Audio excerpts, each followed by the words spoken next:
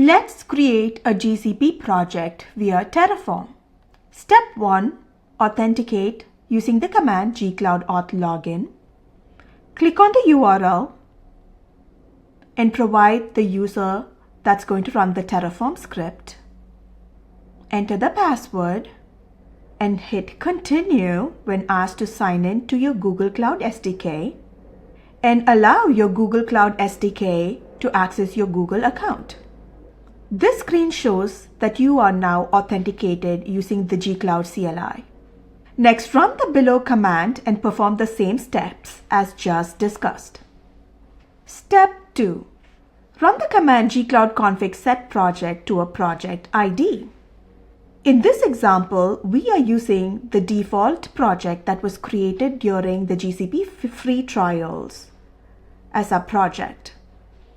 You can see the gcloud config set project and project ID. Step 3.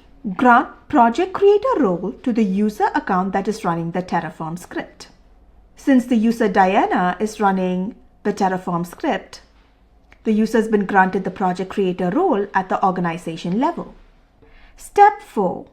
Unzip terraform-project-creation.zip file and then change directory to project factory.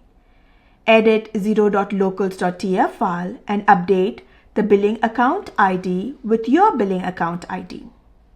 If you're unsure what your billing account ID is, go to the console, click on navigation menu and select billing, then hit manage billing account to view your billing account ID. Next, change directory to project dev fin reporting and edit project.tf to update the values for tenant project owners, project friendly name, project ID, and folder ID as per your values. Then run the command terraform init, and when it is successfully initialized, run the Terraform plan. Make sure the plan looks good to you. Next, run Terraform apply, and when asked to enter a value, type yes.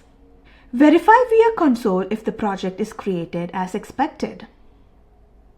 Next, go to navigation menu, select IAM and admin, and click labels to verify the labels created.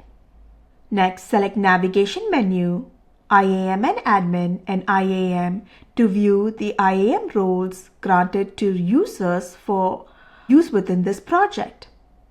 Click on the delegated project IAM for owners to look at the IAM roles granted to the specific users. That's it. Now the GCP project is ready for use.